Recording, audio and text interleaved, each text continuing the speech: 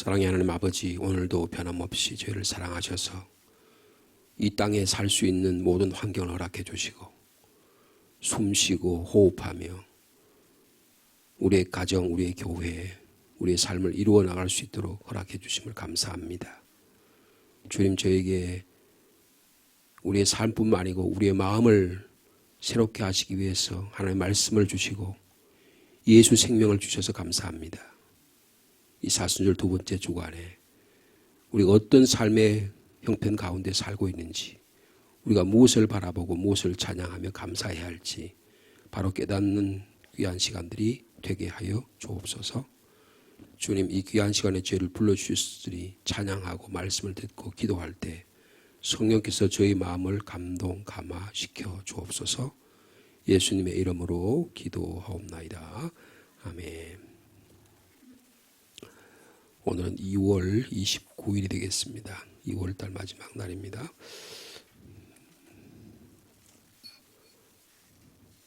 (2월 29일) 주신 말씀, 우리가 묵상집 16면이 되겠습니다.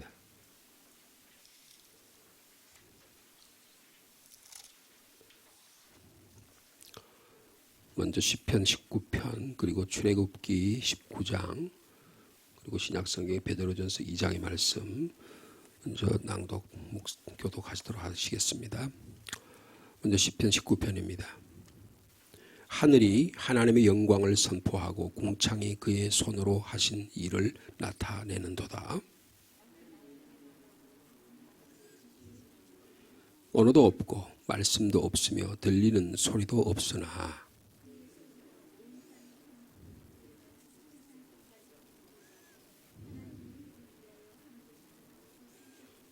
해는 그의 신방에서 나오는 신랑과 같고 그의 길을 달리기 기뻐하는 장사 같아서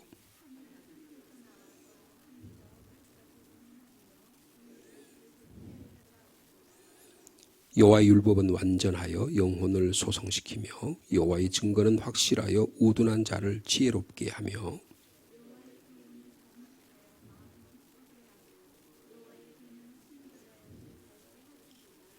여호와를 경외하는 도는 정결하여 영원까지 이르고 여호와의 법도 진실하여 다 의로우니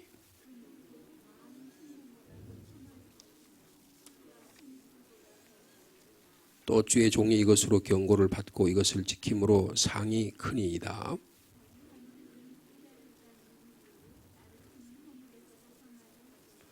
또 주의 종에게 고의로 죄를 짓지 말게 하사 그 죄가 나를 주장하지 못하게 하소서. 그리하면 내가 정직하여 큰 죄과에서 벗어나겠나이다.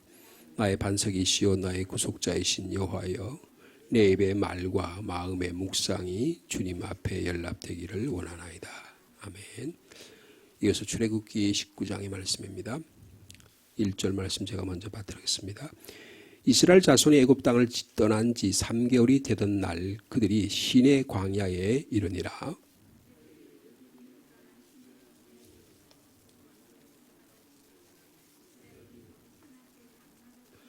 모세가 하나님 앞에 올라가니 여호와께서 산에서 그를 불러 말씀하시되 너는 이같이 야곱의 집에 말하고 이스라엘 자손들에게 말하라.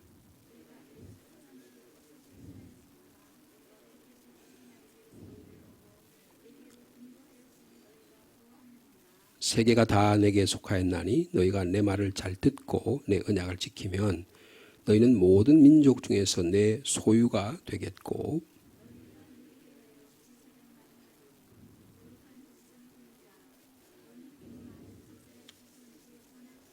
모세가 내려와서 백성의 장로들을 불러 여호와께서 자기에게 명령하신 그 모든 말씀을 그들 앞에 진술하니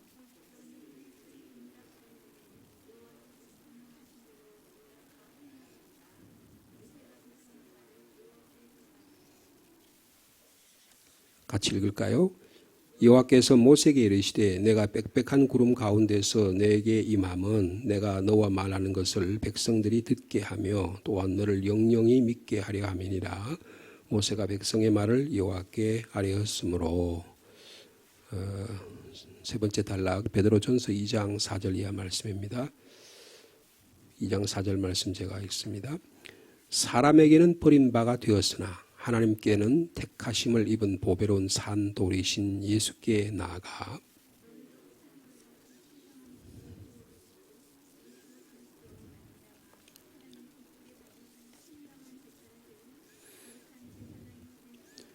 성경에 기록되었을 때 보라 내가 택한 보배로운 모퉁이 돌을 시온에 두노니 그를 믿는 자는 부끄러움을 당하지 아니하리라 하였으니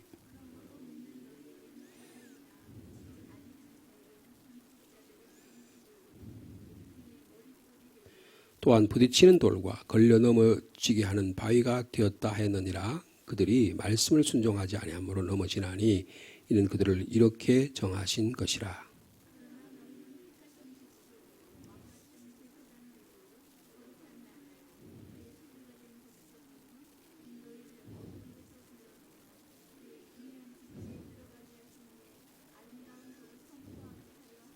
10절 말씀 같이 읽습니다. 너희가 전에는 백성이 아니더니 이제는 하나님의 백성이요 전에는 긍휼을 얻지 못하였더니 이제는 긍휼을 얻은 자니라. 아멘.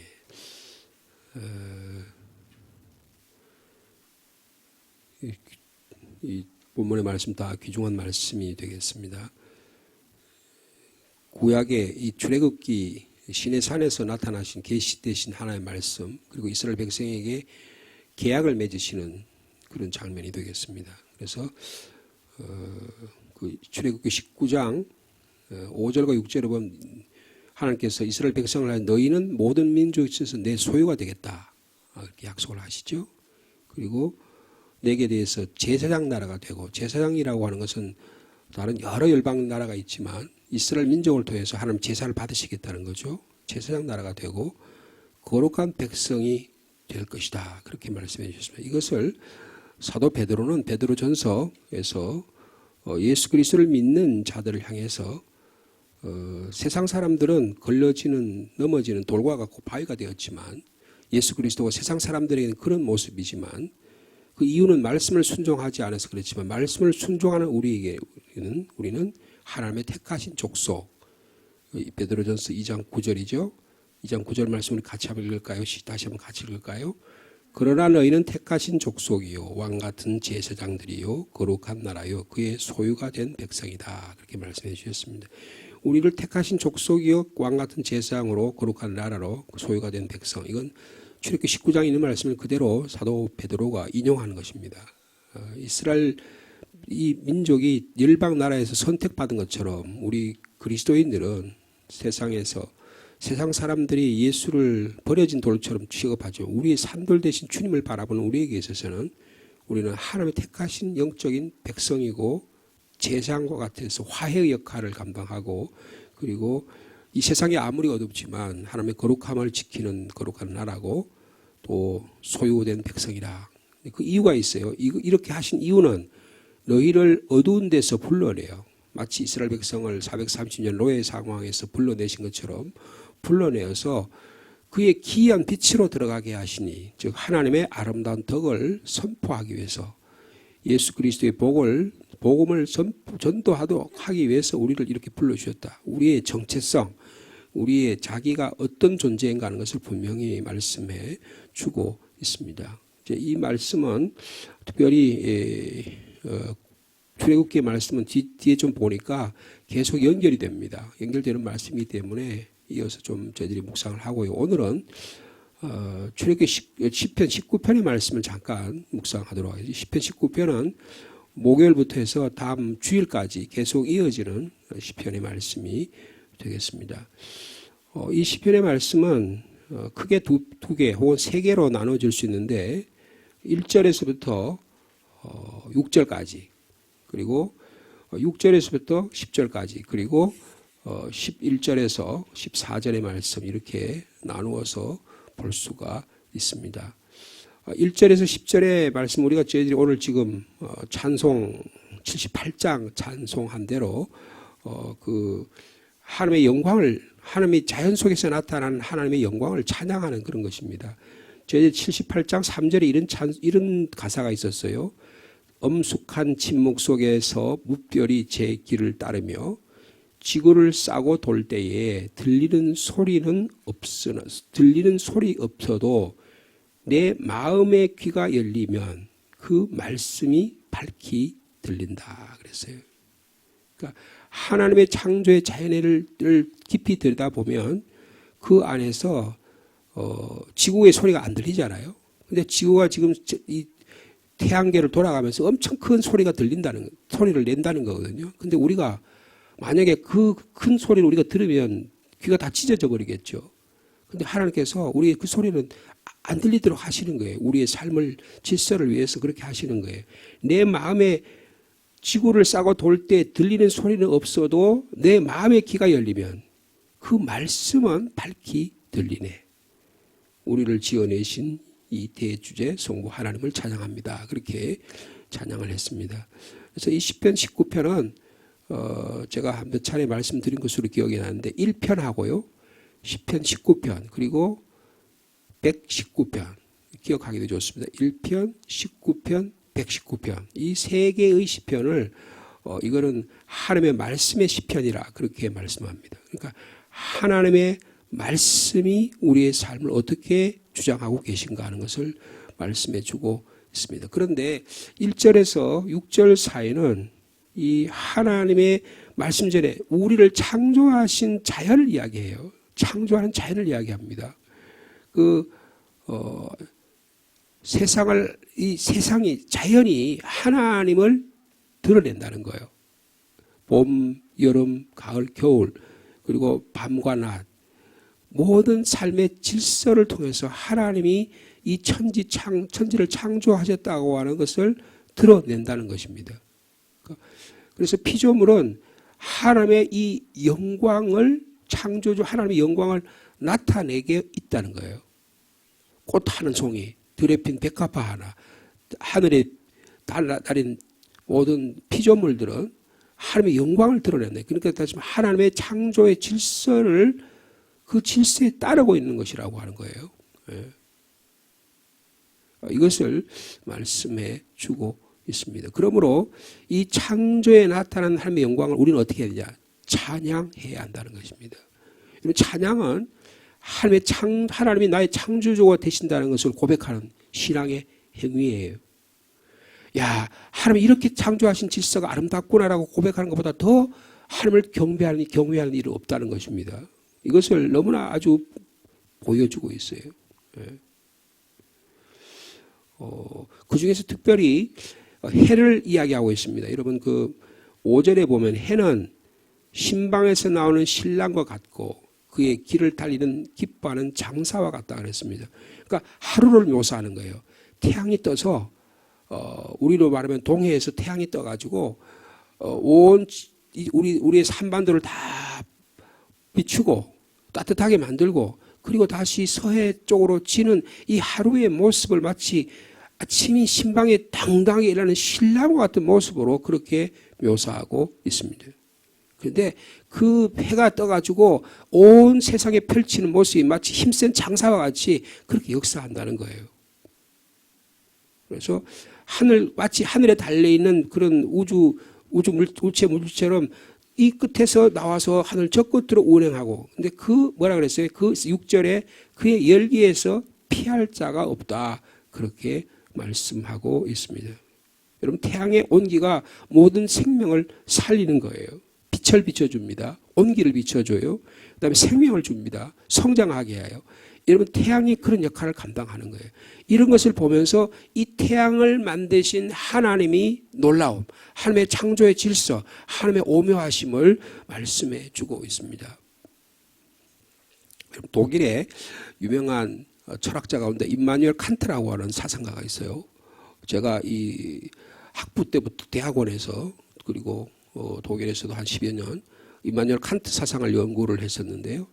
임마누엘 칸트라고 하는 사람이 쓴 책 가운데 순수 이성 비판이라는 책이 있어요. 아주 두꺼운 책이고 굉장히 어려운 책입니다. 독일 사람들도 고개를 절레절레 흔들 정도로 문장이 어렵고 한 문장이 한 페이지 정도 될 정도로 어려운 그런 글들이에요. 그의 내면적인 철학적인 사유나 논리적인 과정을 따라가다 보면 이해가 되지만 그냥 읽어보면 이게 무슨 말인지 전혀 모를 수가 있어요. 근데 이 칸트가 순수 이성 비판한 채 이런 말을 했어요. 우리에겐 두 가지 법칙이 있다. 하나는 하나님이 만드신 하늘의 별들과 같이 태양과 같이 자연의 법칙이 있다는 거예요. 이거 자연의 법칙을 아는 것은 놀라운 인간의 지혜입니다.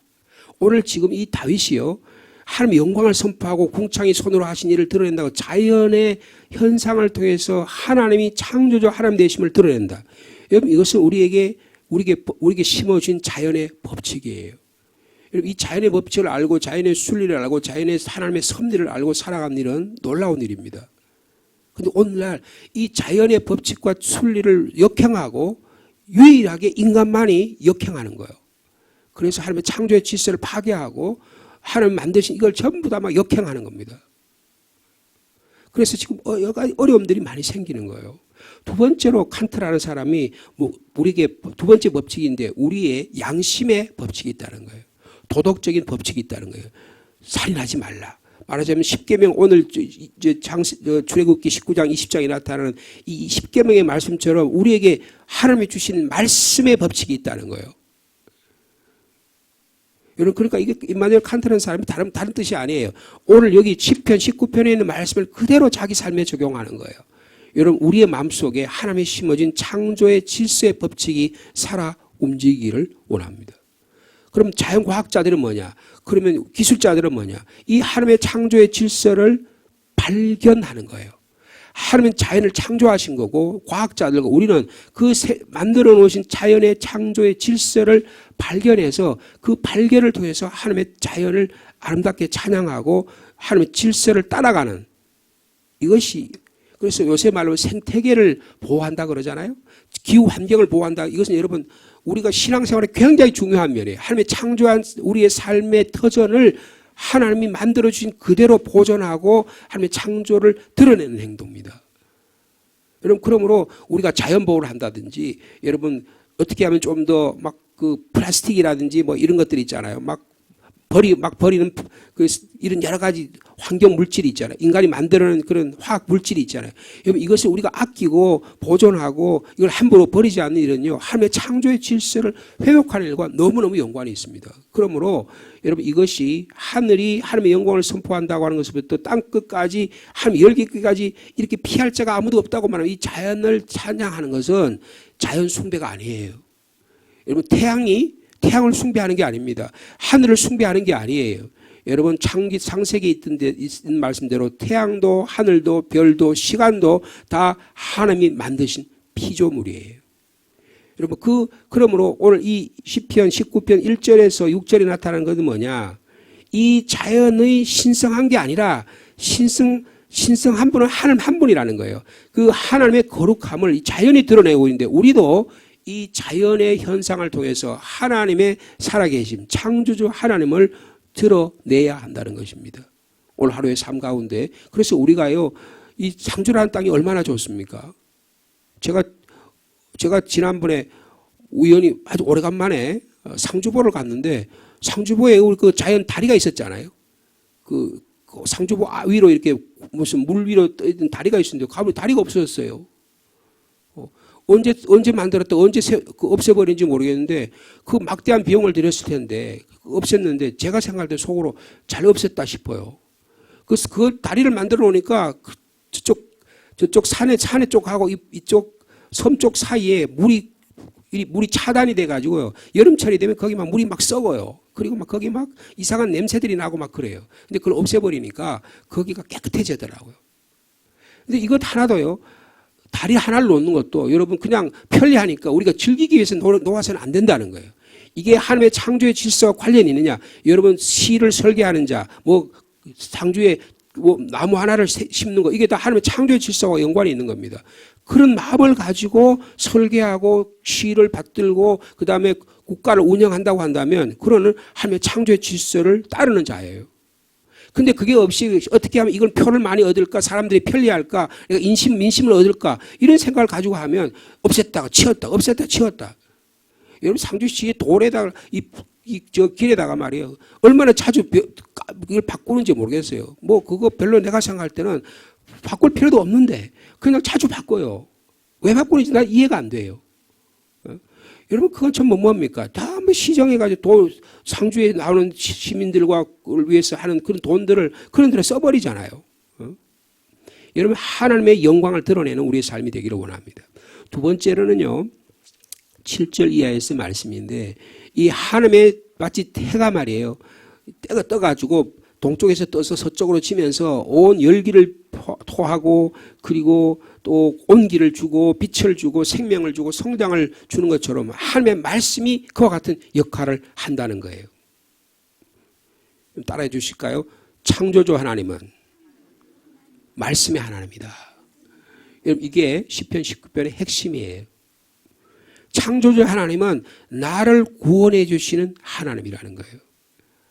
아까 그런 말씀 드렸죠. 임마누엘 칸트가 나에게는 두 가지 법칙인데 하나는 하늘 위에 떠 있는 자연의 법칙이요. 또 하나는 내 내면의 속에 있는 양심의 법이 있다 그랬어요. 여러분 양심의 법이 뭡니까? 하나님의 말씀입니다.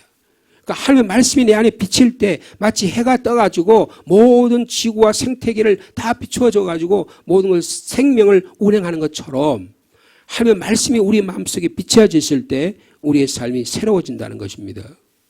영혼을 소생시킨다 그랬죠. 그래서 우두는 자를 지혜롭게 한다고 말씀합니다.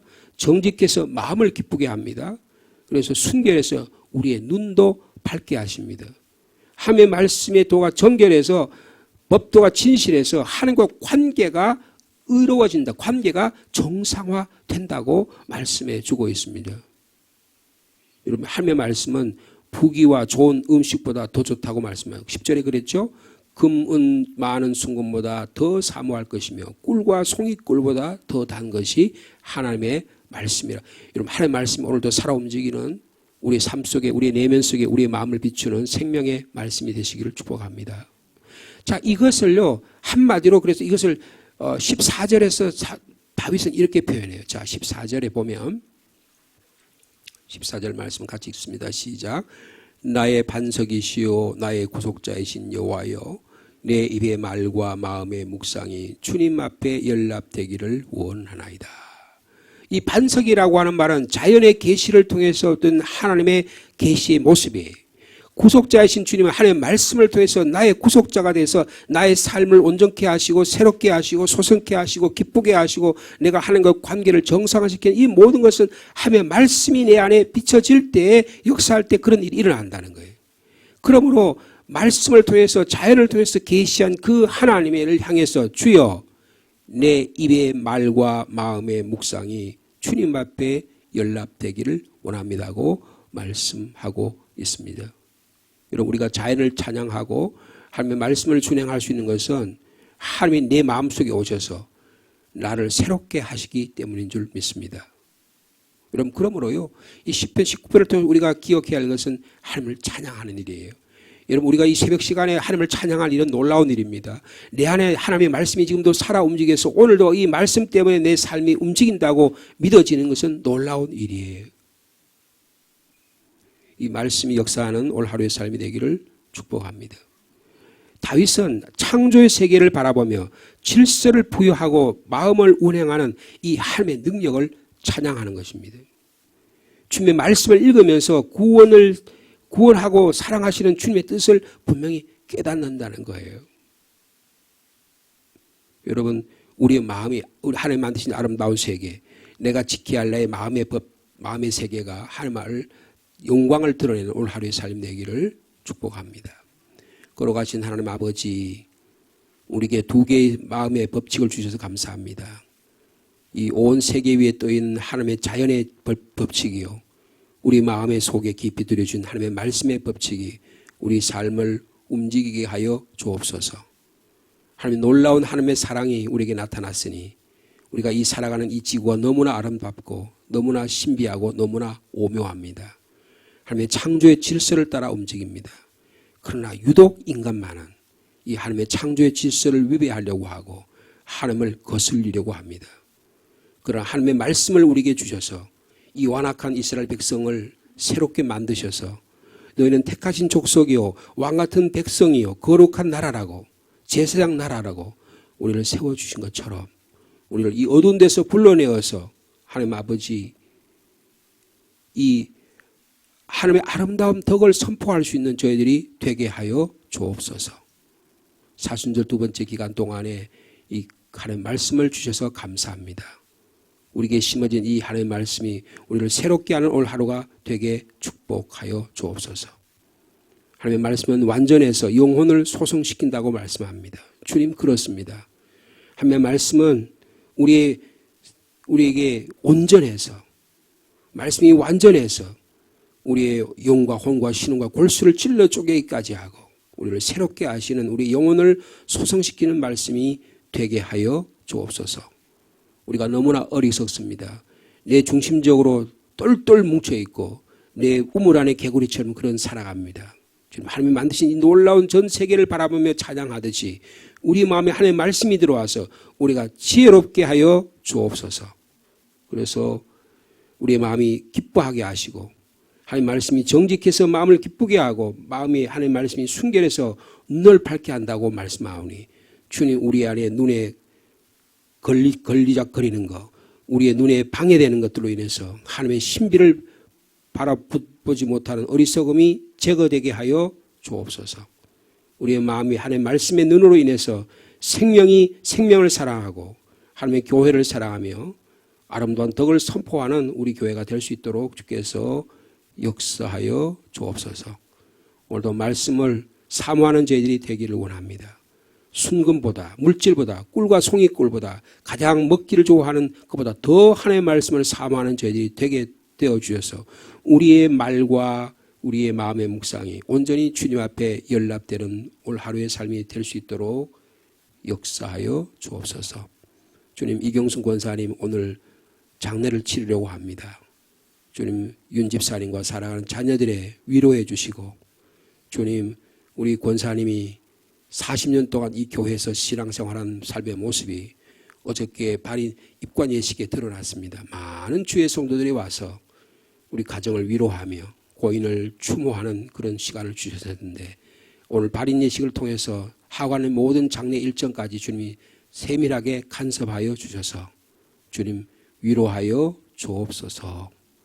하나님 아버지 우리 교회가 이제 2월달을 마감하고 3월을 준비하려고 합니다. 따뜻한 봄을 주시는 주님, 우리 교회가 상주 시차례를 비롯해서 또 18일부터 20일에 있을 또 저희들의 이 말씀의 사경회, 이 부흥 사경회를 통해서 우리의 삶이 새로워지는 은혜가 있도록 주께서 축복하여 주옵소서. 우리가 또 전도하려고 합니다. 한 생명을 귀하게 여기고 잃어버린 자가 돌아오는 기쁨이 우리 가운데 있도록 주님께서 역사하여 주옵소서. 예수님의 이름으로 기도하옵나이다. 아멘.